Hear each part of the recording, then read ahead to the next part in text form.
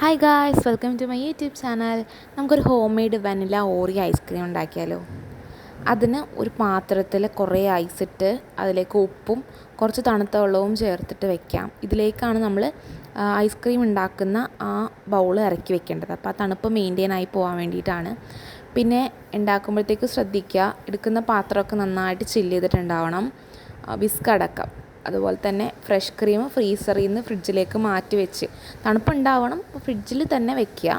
നന്നായിട്ട് വിസ്ക് ചെയ്യുക. എനിക്ക് ആദ്യം വിസ്ക് ചെയ്തപ്പം ഇങ്ങനെ ഫ്ലഫി ആയിട്ട് വരുന്നുണ്ടായിരുന്നില്ല.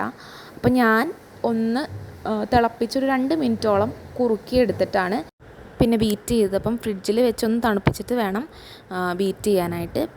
1.5 ടീസ്പൂൺ വാനില എസൻസും കൂടെ ചേർത്തിട്ടാണ് കേട്ടോ ബീറ്റ് ചെയ്യേണ്ടത്. അപ്പോൾ നന്നായിട്ടൊന്ന് ഫ്ലഫി ആയിട്ട് വരുമ്പോഴത്തേക്കും നമുക്ക് മിൽക്ക് മെയ്ഡ്, ഞാനൊരു 300 സംതിങ് ml ഒരു ഹാഫ് ടിന്നോളം മിൽക്ക് മെയ്ഡ് ചേർത്തിട്ടുണ്ട്. ഞങ്ങൾക്ക് മധുരം അത്ര ഇഷ്ടമല്ല, മധുരം വേണ്ടവർ കുറച്ചുകൂടെ കൂട്ടിയെടുക്കാം കേട്ടോ. പിന്നെ ഓറിയോ ബിസ്ക്കറ്റും കൂടെ ചേർത്തിട്ട് ഒന്നുകൂടെ മിക്സ് ചെയ്തെടുത്തിട്ടുണ്ട്.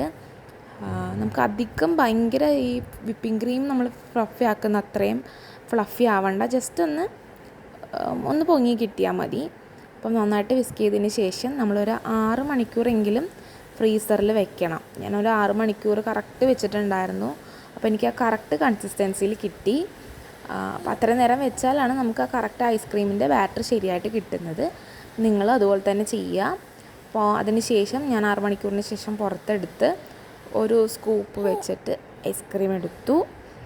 ഞാൻ ഡെക്കറേറ്റ് ചെയ്യാൻ വേണ്ടിയിട്ട് ജസ്റ്റ് മേളിൽ മിൽക്ക് മെയ്ഡ് ഒന്ന് പോർ ചെയ്ത് കൊടുത്തിട്ടുണ്ട്. അപ്പോൾ എല്ലാവരും ട്രൈ ചെയ്ത് നോക്കുക.